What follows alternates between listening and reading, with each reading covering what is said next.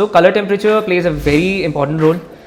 It affects your circadian rhythm also. How competitive is the lighting space in India, and what makes you stand out from other light vendors? When people hear the word premium, they think and feel that the light is going to be very expensive. Okay.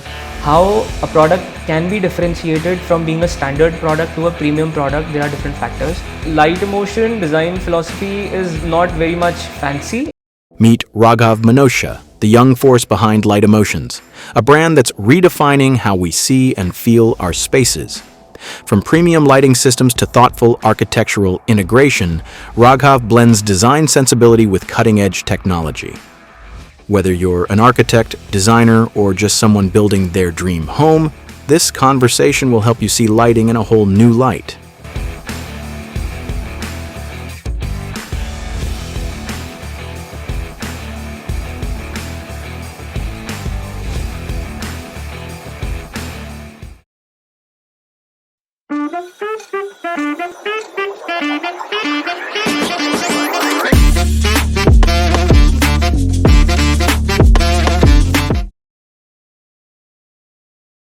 Welcome to Design and Dialogues, Raghav.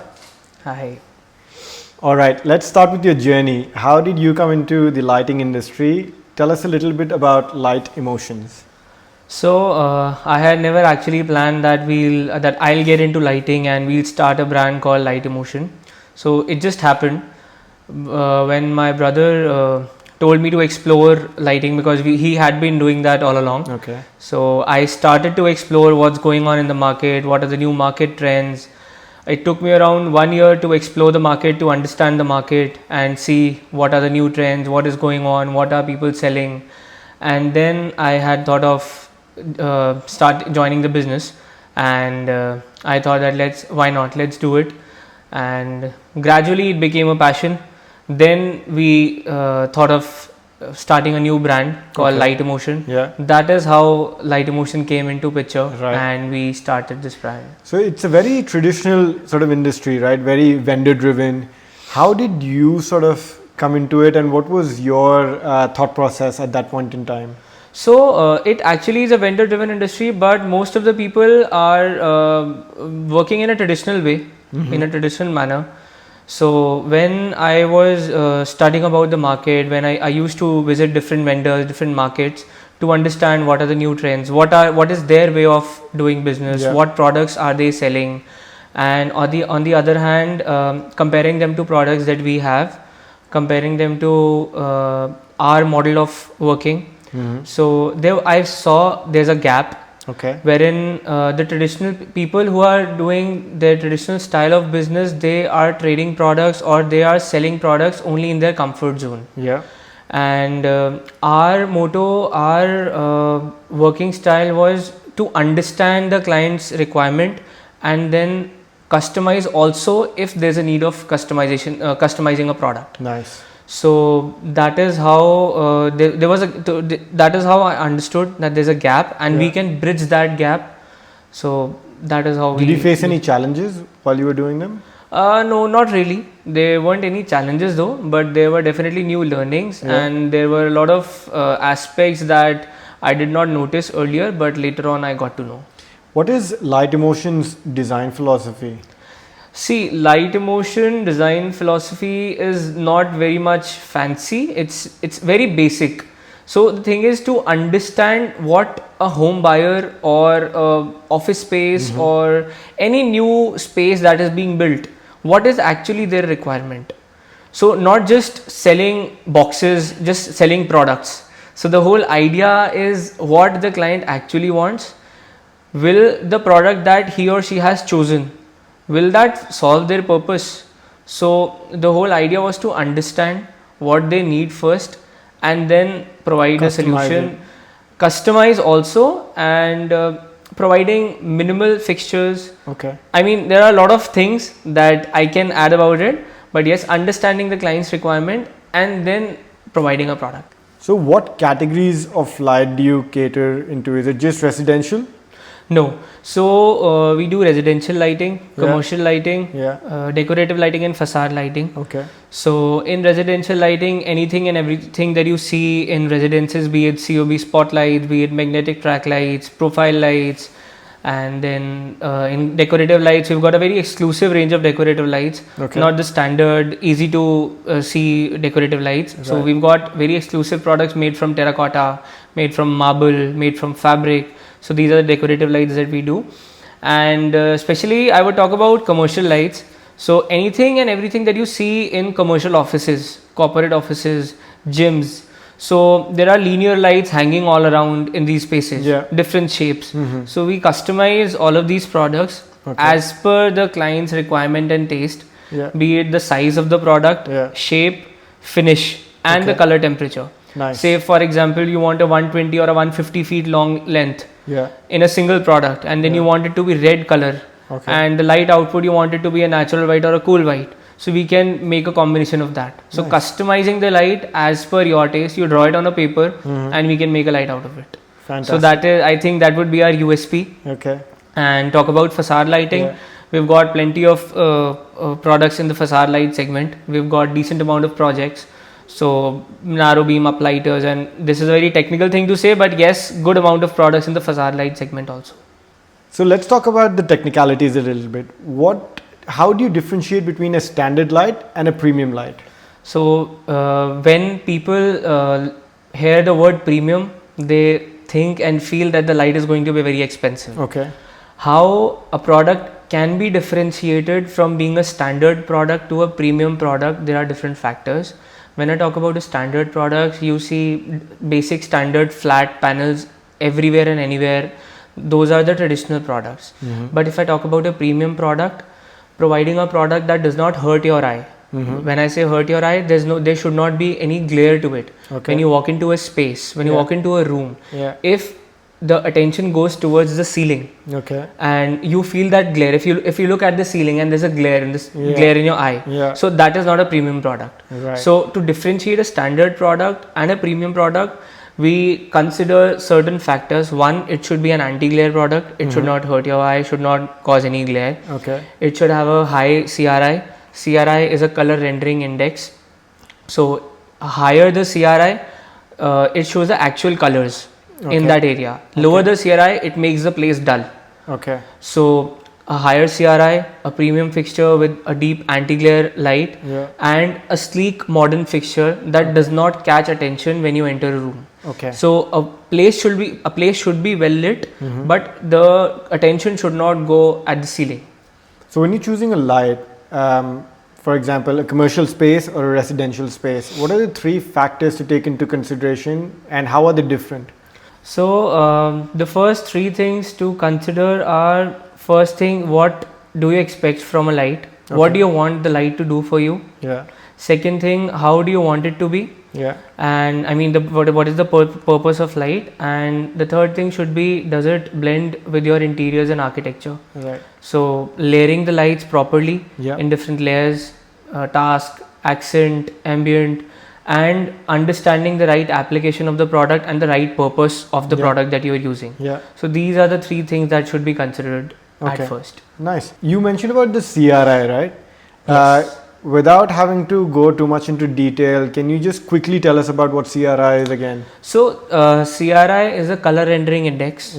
Color rendering index, by CRI I mean it shows the actual colors in the particular area. So for example, there's a room and you're placing lights in the ceiling.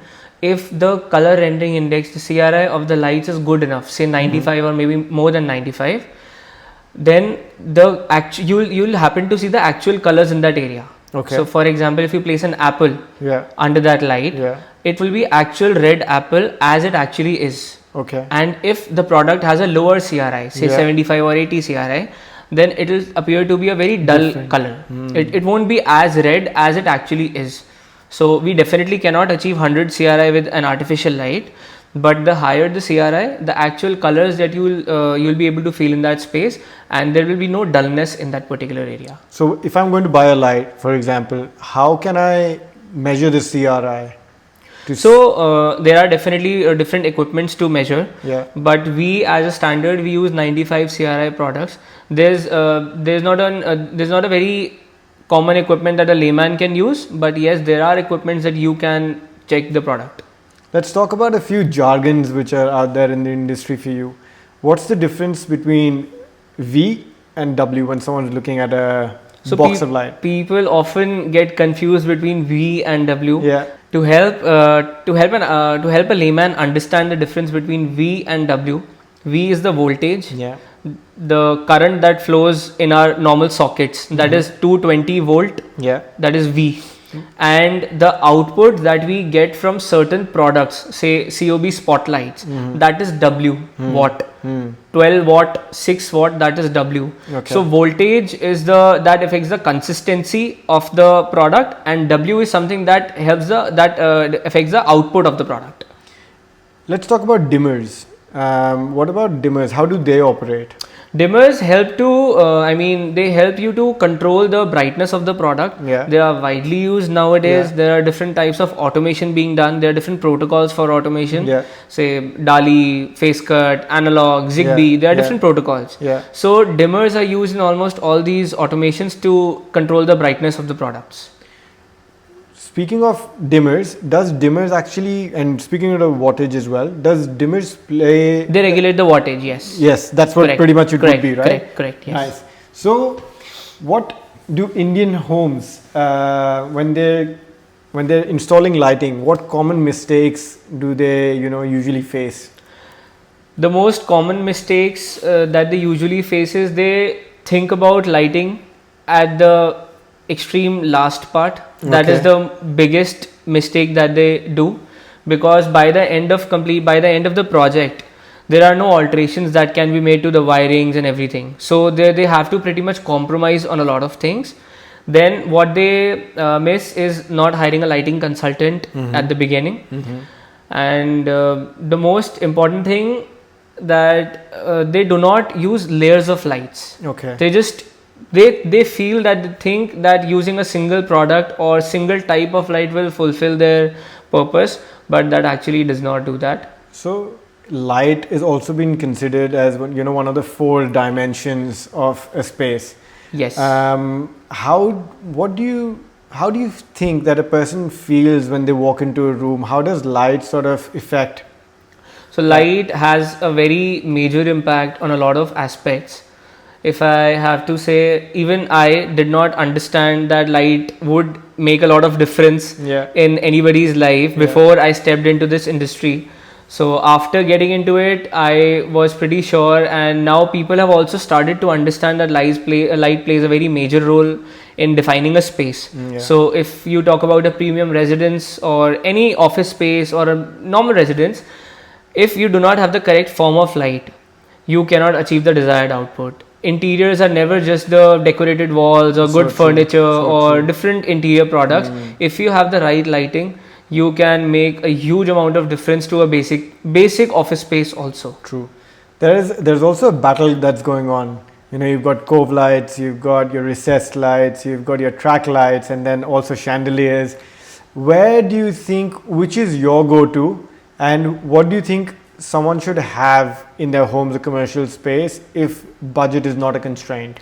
If the budget is not a constraint, I would talk about a residence. In a residence, I would say all of these should be present, because a recessed light gives ample lighting to the particular area. It provides a basic illumination. A cove lighting gives the ambient lighting effect, and a chandelier adds the personality to that space. So again, as I mentioned, adding the layers of light helps you achieve the perfect lighting output and giving the cherry on the top of the cake to the interiors. So if someone's doing a renovation, which one of the 4 lights that we just mentioned is an easy add, and it adds a little bit of warmth to the place?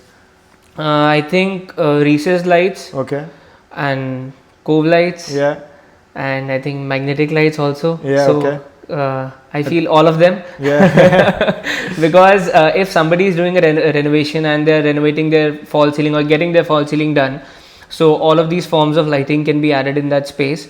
And magnetic lights, basically the track lights give you the flexibility. Cove lights, again that ambient effect, and recessed light give you the basic brightness in the room. Can you tell me a little bit about color temperature? Yes, so color temperature plays a very important role. It affects your circadian rhythm also. Okay. How? So, if, for example, if in your residence, in your bedroom, you've got a bright white light, you reach home from your office, you reach back home from your office, and you're tired enough, and it's 10 p.m. and you wish to relax, how would you feel if you turn on the light and it's bright white light, that is 6500 Kelvin? So that will be too bright. That basically that is used in office spaces to improve your focus and productivity. Okay. And if I talk about bedrooms, living rooms, we can have another color temperature, 3000 Kelvin, that is a warm white. So that helps you relax and ease out. So it definitely affects your mood and your interior space as well. You were talking about, how one should hire a lighting consultant very earlier on rather than later. What if I am an architect or an interior designer and I come to Raghav Manocha, what value can you add to my project? See, if you come at the beginning of the project, we can provide you the complete lighting design with the renders, with the luminaire list, what kind of products we'll be using, how it will affect your entire space, what kind of output it will give, what forms of lighting should we use, providing the basic layouts, providing the basic renders, providing the electrical layouts. So that is how we come into play. But if the client comes to us at the end of the project, then at that point of time we are just able to supply the lights, because there's not much left for the client to do, so they have to compromise because the wirings and everything cannot be changed at a later stage. How competitive is the lighting space in India, and what makes you stand out from other light vendors? So I would say that the market is quite competitive. There are a lot of vendors in the market doing lighting, and how we differentiate from other vendors in the market is that we provide lighting consultancy also. Not just we don't just supply lights. We first, how we come into play is first we understand the client's requirement. What do they want? What is their purpose of lighting? What is the purpose of choosing a particular product? Then we provide the lighting consultancy. We can make BOQs for them. We can provide them renders. We can provide them layouts, and that is how first we understand their requirement. Then we actually suggest them a product. So it's not just that a vendor walks in. It's not just that a client walks in, gives us that I want this particular light, and we just supply the lights. We don't do like that. We just understand the requirement first, then help them procure what they actually want. So because you work with a lot of interior designers, architects and clients, how do you manage the expectations and trust to deliver the right kind of product? What is the journey look like, not just from the start, but walk me through the next few steps as well? So earlier, when people were not aware about light emotion, it was a little difficult for us to make people understand what we do. But gradually, now people are aware about light emotion. People are aware about our products and services. They know what kind of products we are selling. They know what kind of customizations we can offer. So that is how we are building trust, by understanding the requirement, providing them a good quality product, providing them proper warranties. So that has definitely built trust amongst architects and interior designers, and definitely the service and the products that we are providing, that they're using in their projects. So they're able to feel the difference and see the difference in their projects also, how it shapes their space. So that is definitely building trust amongst them. Lighting from about 15-20 years ago or even more has grown a lot as an industry. There are smart homes now with smart lighting. There's dimmers that we've already spoken about. There's also sensor lighting, which have been in the industry but are now more prevalent. Where do you think the trend is going from here?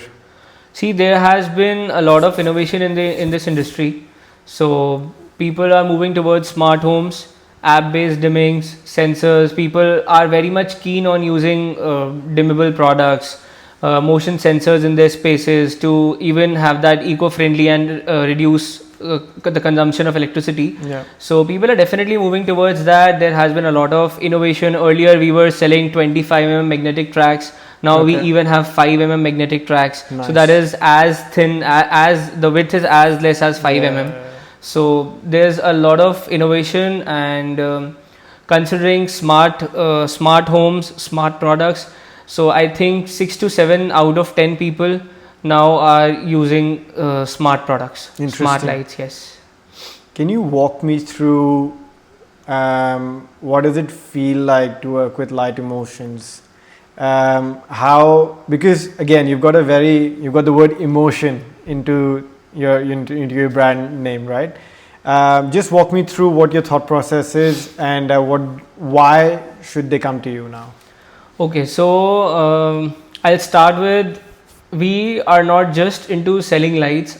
We just don't want that a client walks in, we just sell them lights. Lighting is just about illumination, and anybody and everybody is selling products, selling lights. So the whole idea is to understand the requirement, so that it helps them also shape their space.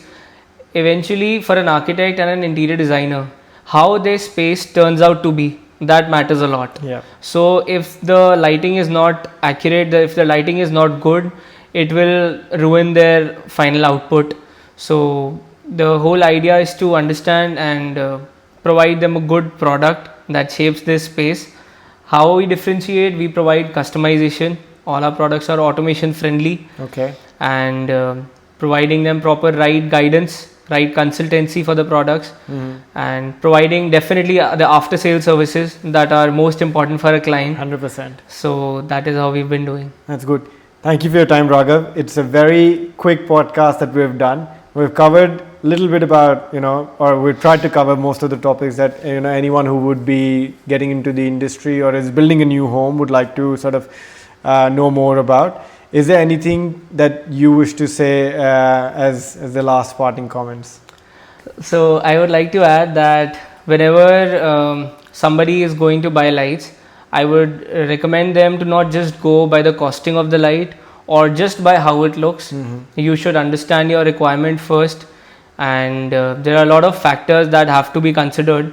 So yes, you should come to us. We can help understand what your requirement is, be it a residential project, be it a commercial project, or be it a decorative light requirement, or a facade requirement. Fantastic. So we are there to help in all of these cases, and we will understand the requirement first and then provide a product. Lovely. Thank you for your time, Raghav. It's been a pleasure.